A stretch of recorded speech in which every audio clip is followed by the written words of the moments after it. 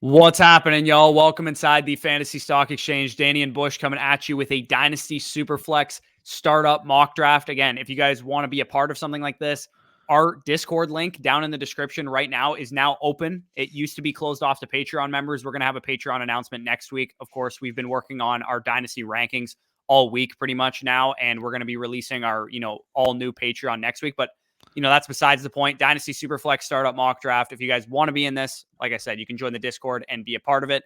Danny, how are you doing today? Doing well, doing well. And yeah, just kind of excited to delve into Dynasty startup season because, everybody's finishing off their obviously 2021 fantasy regular seasons. We're going into playoffs right now. Usually by the end of the Super Bowl is when we see a lot new Dynasty leagues started because a lot of people are excited, ready to get in, ready to, delve into the Dynasty experience. Because again, if you haven't already started and been in a Dynasty league, this is the season to do so, baby. It is a whole new, different type of ballpark than your typical redraft, than your typical best ball. I will say, since I started playing Dynasty, it has become my favorite of the three types of fantasy football, if you will. Yeah, I don't disagree for sure. So if you guys enjoy this video at all, like the video, comment any of your thoughts down below, subscribe to the channel if you're new. We're going to hit the intro and then we're going to get right into this.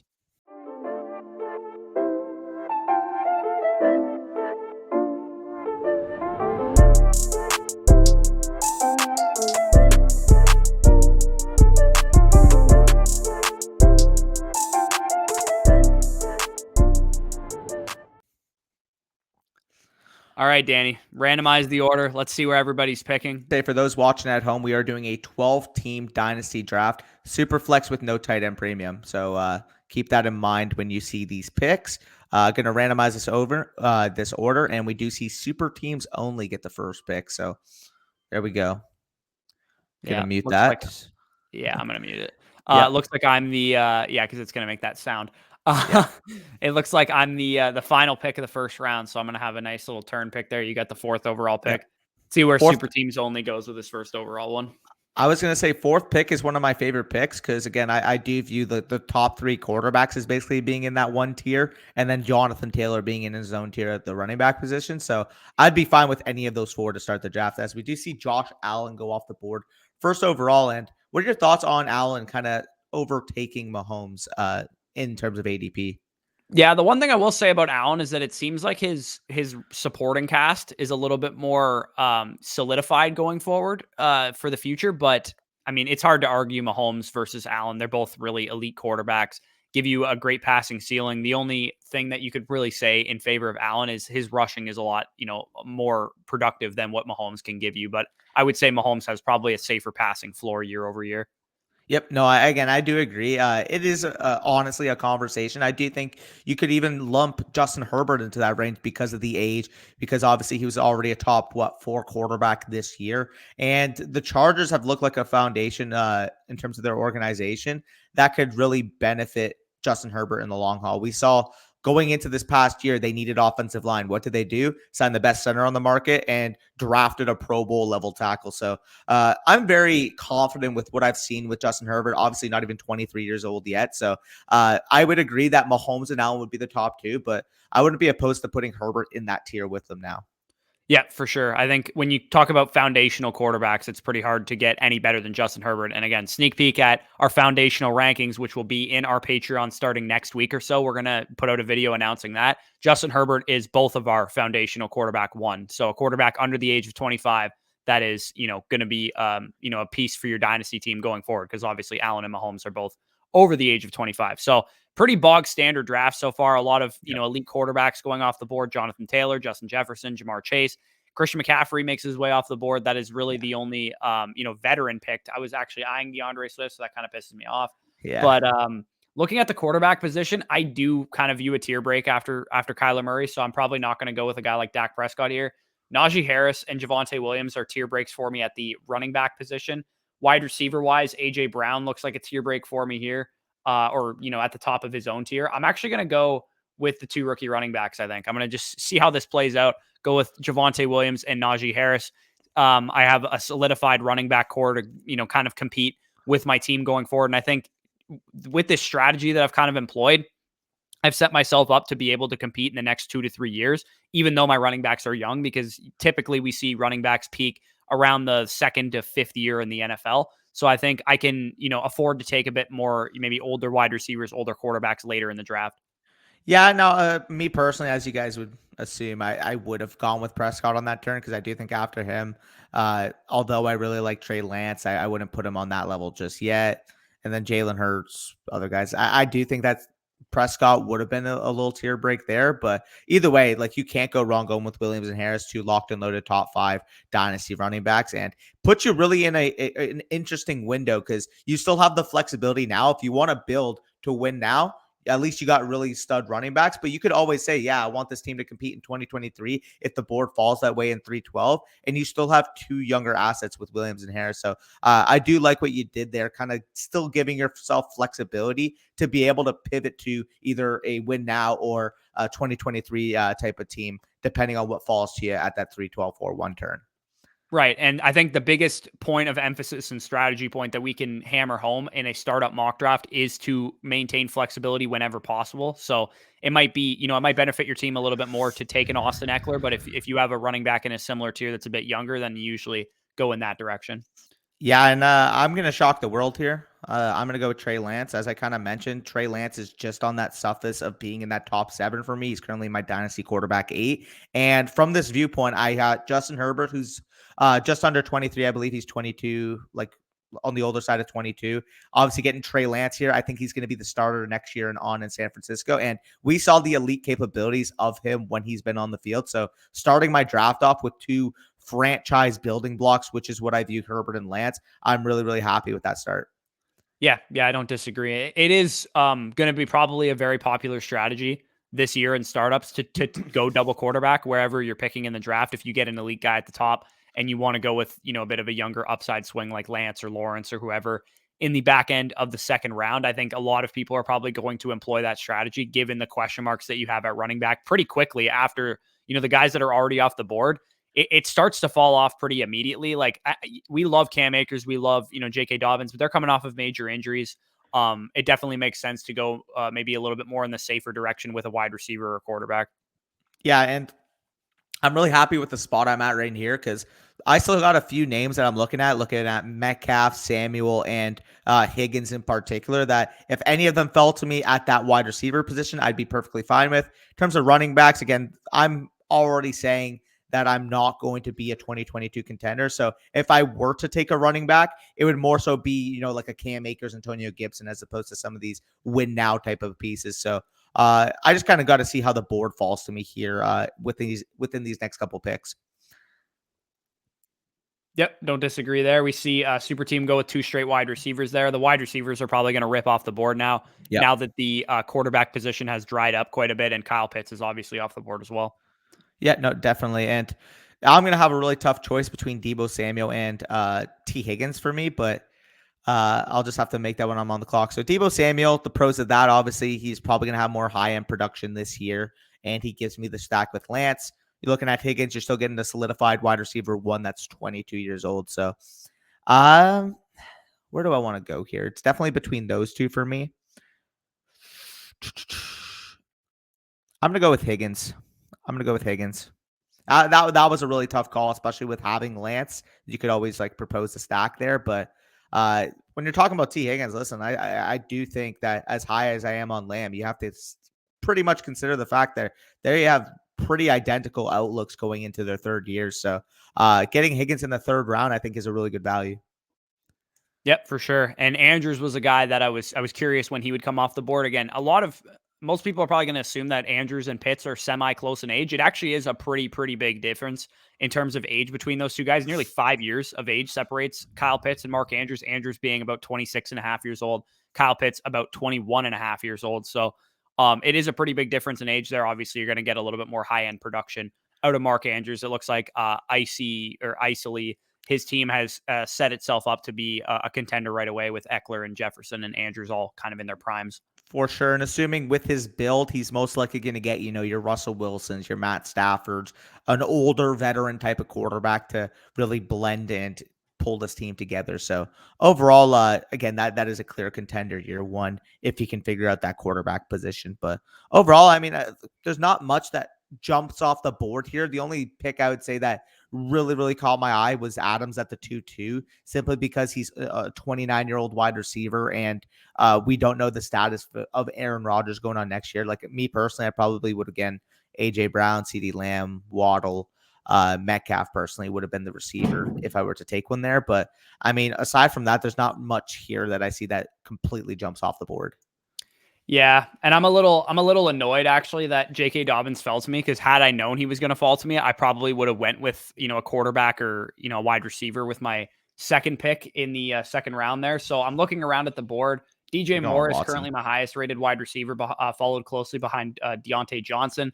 At quarterback, I think I'm leaning towards like a rebuilding type of team. So Deshaun Watson's Yeah, probably the guy I'm going to go with, and I I knew really that was could coming. secure both of my quarterbacks right now, and I could go with a guy like Zach Wilson, who I believe would be my next highest, foundational building block type of quarterback.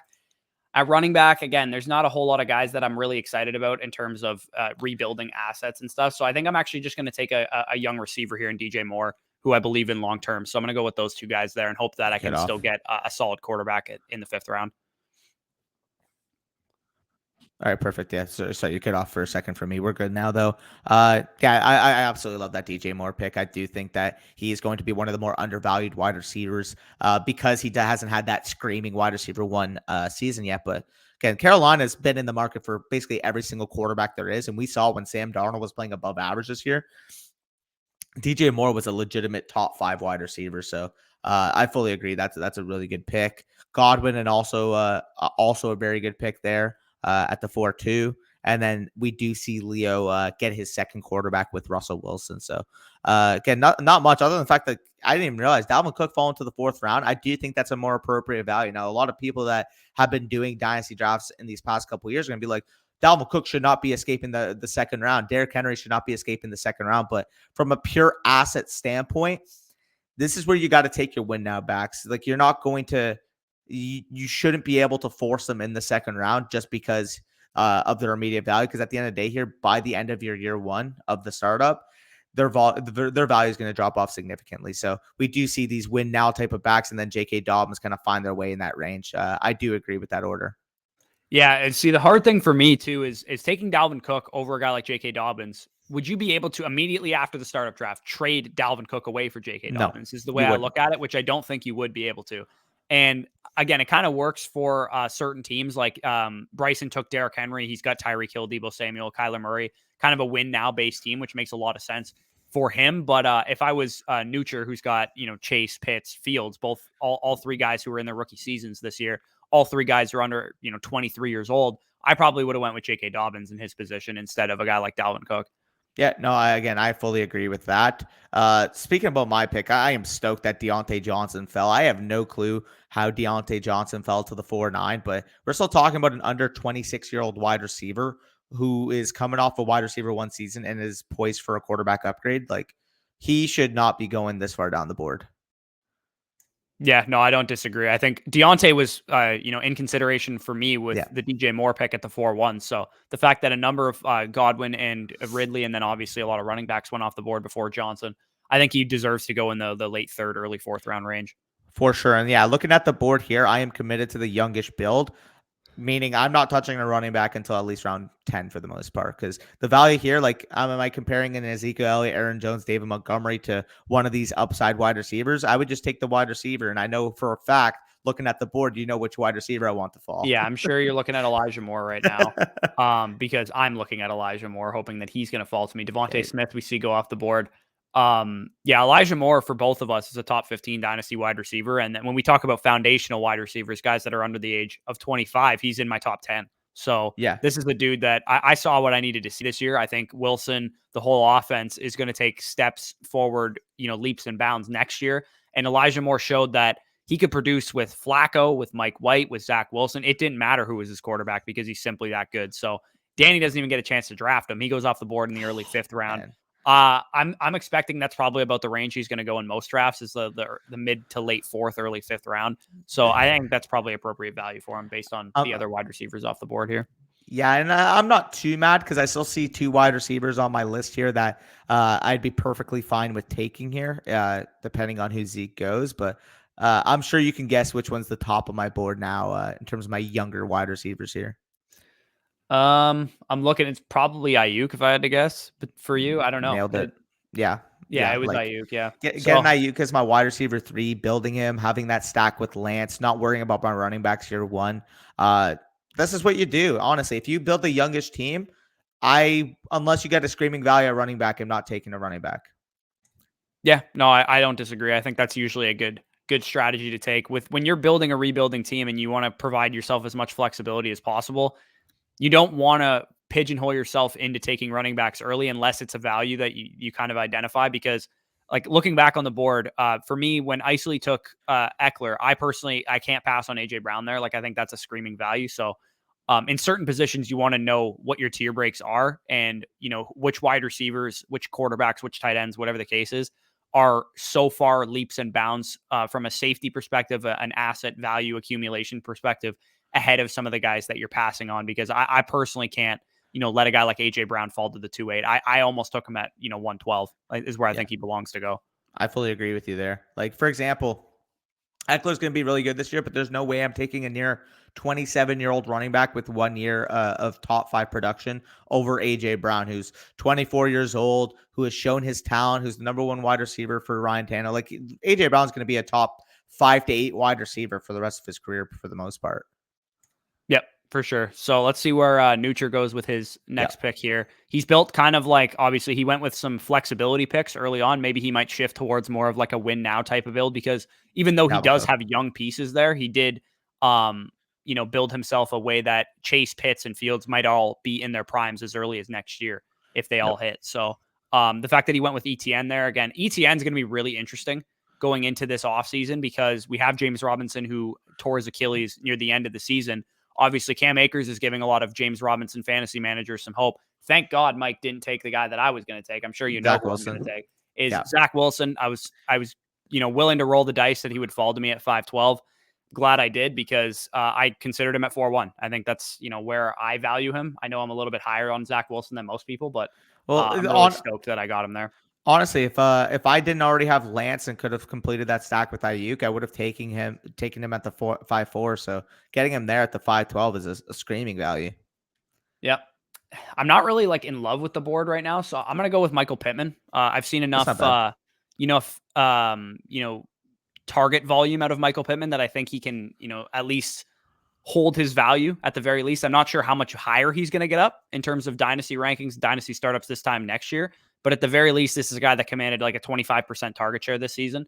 And if he gets off to a hot start in season and he starts being valued as like a top 5 dynasty wide receiver at some point, then I could, maybe move off of him in Yeah, that case. So looking at the wide receiver board, we are starting to get into the range where it's the win now guys like Keenan Allen, Amari Cooper types, or it's the guys that are projections like Jerry Jeudy and some of the other guys there. The only other guy that I was really considering was Marquise Brown. Between him and Michael Pittman, I think that's those were who the I two want. that was like the real decision that I had to Yeah. make.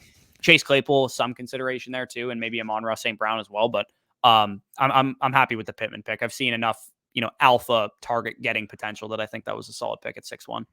No, I definitely agree with you there. Pittman versus Brown. I probably would have leaned Brown personally, but those were the 2 clear top receivers on the board. Like in terms of this build, obviously. Yep, for sure. Because So yeah, it looks again, if like you're talking, Nucher did again. He pivoted kind of away from the Dalvin Cook pick and went back to more of like a flexibility approach. Again, I probably would have just went with J.K. Dobbins if he was going to yeah, continue to do definitely would have. something like that. Looking at some of the other teams around me, I'm just going to kind of analyze them. Obviously, Leo is going for the full. I'm trying to win right away because he's got 2, quarterbacks that are in their late 20s, early 30s. He's got 2 running backs that are on their almost second contracts with Saquon Barkley on his second contract with Christian McCaffrey, and then Mike Evans, obviously 28 years old. Travis Kelce up there in age as well. So he's going to win the championship year 1 or year 2 at the very latest, probably. Yeah, no, I definitely agree with that.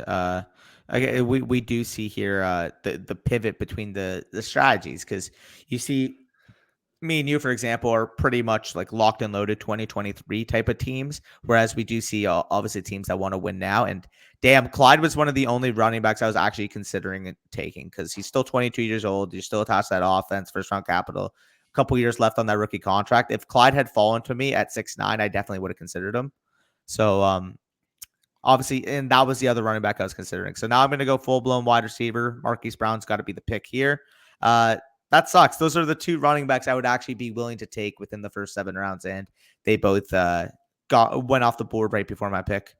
Yeah, I'm actually a little surprised Mitchell went off as late as he did. I'm surprised he didn't I was go about to take him. before ETN and Jacobs and Montgomery. Like I'm actually I'm really surprised because I know he has like 6th round draft capital, but I don't think if we're gonna say what team doesn't like draft capital doesn't matter for, it's probably the San Francisco 49ers or like the New England Patriots. So I'm kind of surprised that Mitchell hasn't upticked his value a little bit more so than what I was expecting, but I don't disagree. I think I would take a guy like Montgomery and ETN over him still. I just thought the public and, some of the other people would take Mitchell a little bit higher than those guys. So we do see Darren Waller go off the board. And Amonra. And in terms of the tight end position, it looks like the main, names are gone.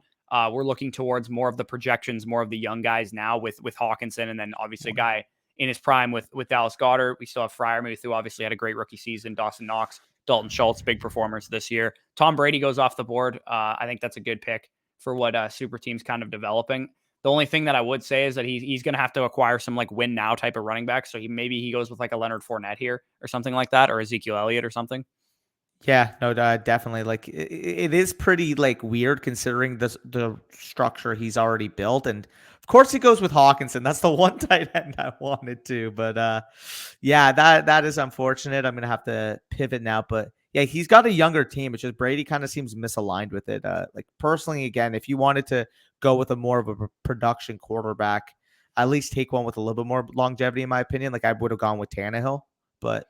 Yeah, I feel like Zeke is probably going to go with somebody like that. Yeah, exactly. Just because looking at his team, he has Mahomes, he has Kamara, he's got Diggs, Hopkins, McLaurin. Amon-Ra is a young piece, but pretty much everybody outside of St. Brown was, win now type of assets. So I think Tannehill makes a lot of sense for his team. For sure. And man, him going off the board kind of puts me in a little bit of a pickle here, but let me just take a look. Yeah. Is I this don't the know. position where you where you look at a Michael Carter, for example? No, I can't take Carter over Bateman personally. And I know That's I got 2 Ravens wide receivers, but like the value there is just screaming to me at wide receiver still. So I mean, like worst case scenario, like if Michael Carter falls to me next pick, I would consider him there. But again, like there's not many like running backs that really scream to me right now. Yeah, Personally. it is interesting because with this is about the time in the draft, I would say, where you can really pivot off of your initial strategy, right? So let's Yeah. say Williams, Harris, Watson, DJ Moore, Zach Wilson was like my initial strategy. Once you get to this point in the draft, you're going to see Keenan Allen's and Aaron Jones's like floating That's around. what I So you mean. can still pivot to a win now approach if you want to. But the one thing I would caution people on doing if they're actually in a startup draft is the reason that some of these win now assets are going in the 6th, 7th, 8th round is probably for a good one. Like they're win now assets, yes, but Aaron Jones is one injury away from AJ Dillon being the starting running back in Green Bay. And Ezekiel Elliott's, one injury away from the Cowboys cutting bait with him after the end of the season. So these are riskier win now assets to take as opposed to someone, for example, like Mike Evans, who is a win now asset, but he went in the 5th round for a reason because he's consistent, he produces, he doesn't get injured a whole lot. Yeah, no, I fully agree with that. And speaking, I was mentioning Carter maybe making it back to my pick. Nature does go with him here, kind of fitting that young theme apart from Dalvin Cook. Yeah, and speaking of the win now pieces kind of falling a little bit, if there's Thomas. absolutely no chance I've passed on Michael Thomas if he's there. Yeah. No. Again, I don't know if my team is ready to compete right away. I think if things break right, it could. If Watson is back and on the field, obviously Thomas goes off the board. But if Watson is back and on the field, Wilson takes a step forward. My running backs are obviously probably in a competing position already.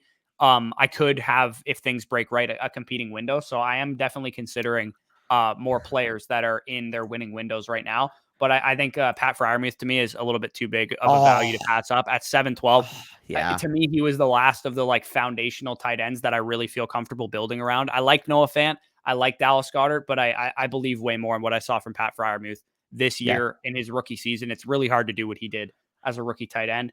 At running back, I'm not really excited about anything. I suppose I could go with a Leonard Fournette or Ezekiel Elliott, but I think I'm going to stick to a little bit more of a young type of build. So I'm actually going to go with Hunter Renfrow, who we saw, produce at a high level this year. He's only in his 3rd season. I know he looks like he's, 29 years old and looks like he's about to retire, but Hunter Renfrow is still young and he produced at a high level this year. When Waller was on the field, when Waller was off the field, he was a guy that was consistently garnering targets. So I like that pick of Renfro in the 8th round. I think he could be a huge value come the start of the season when people realize he might just be a top 15 wide receiver. Yeah, no, I definitely agree with you. And he's still younger than people think. I believe he's still 26 years old. It sucked that I saw both Freiermuth and Goddard go off the board because I would have taken either of them falling to me. But now I'm like looking at, Noah Fant, Dawson Knox, and Dalton Schultz, which I mean are still pretty good options. Dawson Knox falling to me would probably be the pick because he's tied into that Bills scheme, obviously, for the next few years. So, I keep it again. I know his I rookie would contract definitely is go with up Knox soon, over but Goddard, to be honest. I yeah. think the age discrepancy, the fact that he's tied to a better quarterback, I think it's enough for me to go with Knox. Obviously, Knox goes off the board there, so we're not going to even find out about that. But yeah, we're going to go 12 rounds on this draft. It'll probably get a little gross by the time we get to round 10, round 11. But if you guys have enjoyed this video so far, again, hit the like button, comment any of your thoughts down below. Subscribe to the channel if you are new. Again, next week, if you guys want access to our Dynasty rankings, we've kind of been making reference to them throughout this entire video. If you want our foundational rankings, the guys that are under 25, you want the guys that are in their prime, you want the veterans that are win now assets that you should go out and trade for. How do we rank those? That'll all be available on our Patreon. The link is in the description for that. We've completely revamped it, and we're going to be launching it basically next week. Because we've had Patreon for like a year or so, but we haven't used it to the fullest extent. And now that we're not, we no longer have a website to provide a draft guide to you guys with, we're going to be transitioning all that to Patreon. Yep, for sure. So I'm back on the clock here, and the wide receivers we do see them kind of adjust themselves here in terms of tight ends. It's between Fant and Schultz. Obviously, Schultz being the more win now type of piece. Fant obviously with more of a projection due to his athleticism and situation. Because of my build, I will go with Noah Fant. I just think, again, the talent is completely there. 68 receptions this year, was still able to garner targets. It's just the quarterback play was so bad to the point that I do think that a lot of people are overreacting to the struggles that Fant showed at times this year. Because at the end of the day here, if you get him even a B plus level quarterback, like this is a legitimate top 5 to 7 tight end in fantasy. Yeah, no, I don't disagree. Fant's one of those guys that's either gonna go the way of OJ Howard, where this is this athletic specimen that could never quite put it all together, or he's going to go into a mode where he takes that next step. And I know we're used to immediate production, we're used to seeing immediate results with some other positions like running back and wide receiver, but tight ends typically take longer to develop. We don't usually see what Kyle Pitts did this year, having 1,000 yards, or even what Pat Freiermuth did this year, very often. So the fact that Noah Fant is kind of on the regular tight end pace makes a little bit more sense. So I'm willing to give Fant one more year to kind of put it together with some better quarterback play. But if he can't do it this year, that's the only risk with Noah Fant, is that if he can't do it this year, he might go the way of like an OJ Howard, for example. Yeah, that's definitely fair. So I'm looking at the board here, and the foundational wide receivers did take a little bit of a down tick. So I'm probably looking more towards that middle bucket. Obviously, if you guys have our guy or have our Patreon, or if you guys are going to get our Patreon, you'll basically see what I'm referring to here in terms of buckets. But I'd be looking more so into the prime bucket, and because of that, it would be between Christian Kirk and Michael Gallup. I have so much Michael Gallup in real life that I will spice it up, and I'll take a Christian Kirk.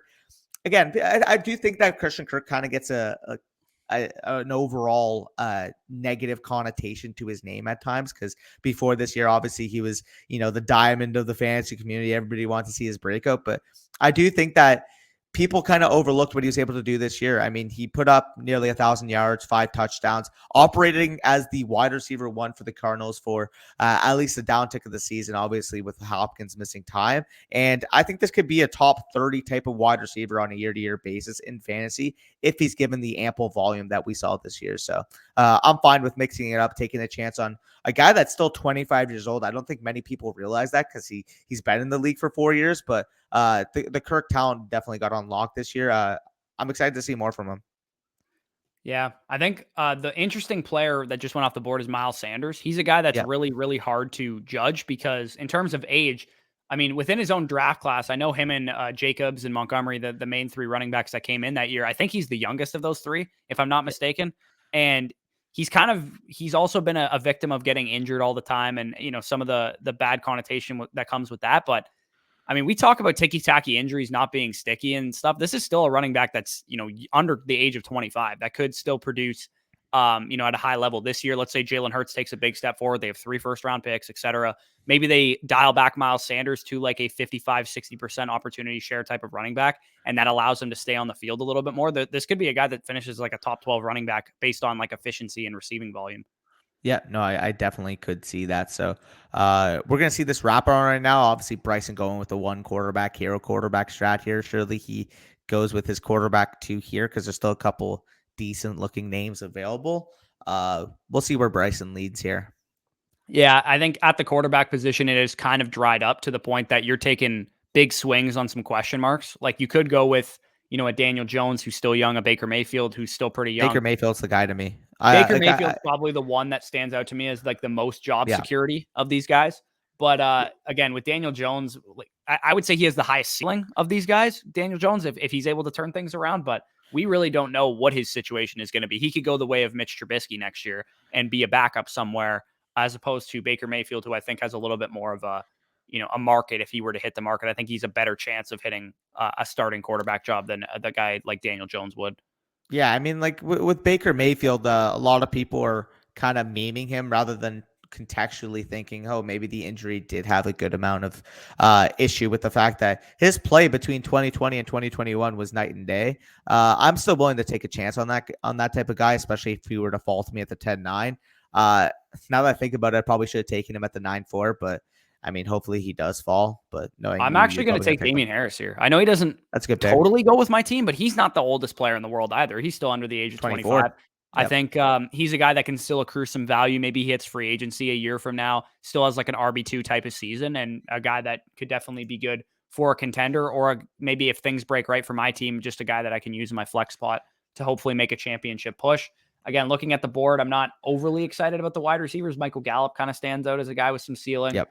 Rondell Moore, I'm not, 100% bought into. I'll go with Gallup here, just, a guy that I can potentially accrue some value going into next year and into free agency that he has here. So again, looking at my team overall, I really do like what I did at the beginning of the draft. My first 3 picks with Williams, Harris, and Deshaun Watson, those kind of building block pieces I really like. And then DJ Moore and Zach Wilson, I think I got pretty decent value on as well. And then I've kind of just went with like a best player available approach the rest of the draft, which is what you should pretty much always be doing anyway. Yep. But sometimes we don't stick to it. Sometimes you don't want to take a Pat Freiermuth because you see Ezekiel Elliott on the board and you think he's, going to help you push your chips to the middle. But again, long-term asset accumulation is always the best way to be drafting your teams.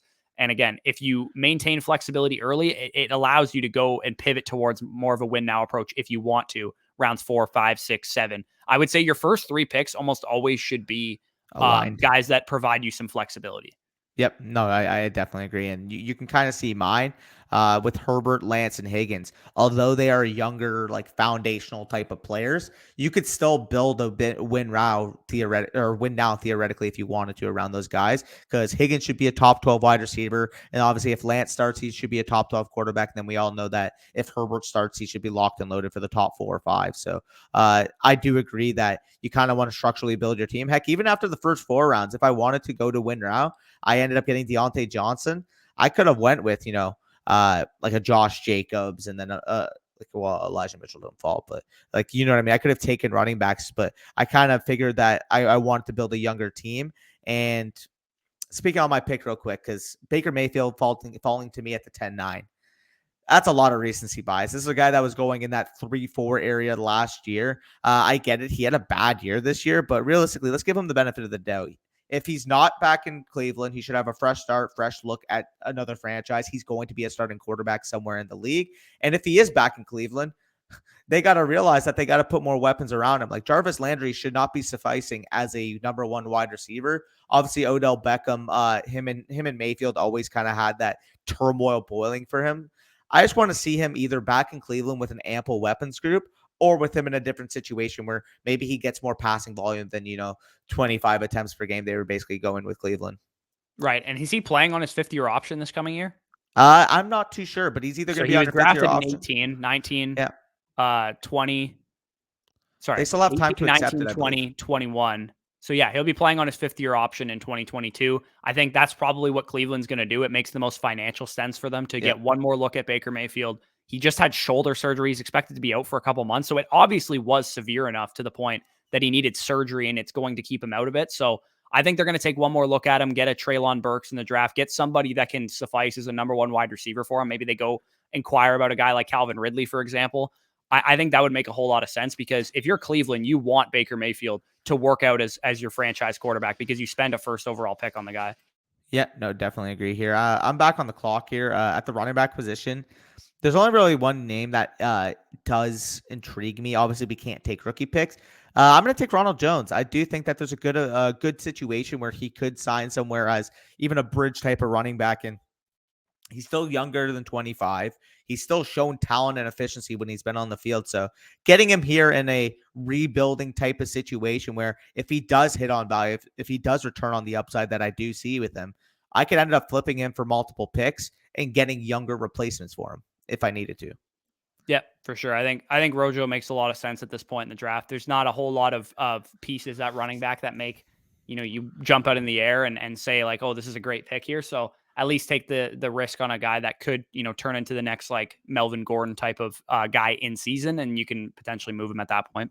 Yep, no, fully agree. So overall, it does. Do we have one more round after that? Yeah. Okay. Yeah, we got one more round. We can kind of close this one out. Yep. Again, if you guys did enjoy this video, like, comment, subscribe. If you want to be a part of drafts like this in the future, the Discord is now open, is now free. It was previously closed off to Patreons, but we didn't pay too much attention to the Patreon, platform until now that we're really going to be going hard with it. So if you guys have waited to this point, maybe you've thought about signing up for our Patreon and you haven't done it yet. Again, we are going to be basically putting our entire Dynasty draft guide, all of our Dynasty rankings, foundational rankings, top 150s for Superflex, one quarterback, positional rankings, all their ages will be included in there as well, up to date all the time. So if you guys want to be a part of our Patreon, you can definitely do that. And there'll also be plenty of other things like Dynasty rookie databases for the draft prospects, and also player cards as we scout them as well. So, yeah, if you guys are interested in that, go ahead and sign up on Patreon. Wide receiver wise, again, there's not a whole lot I like at this area of the draft at the running back position. Not a whole lot I like either.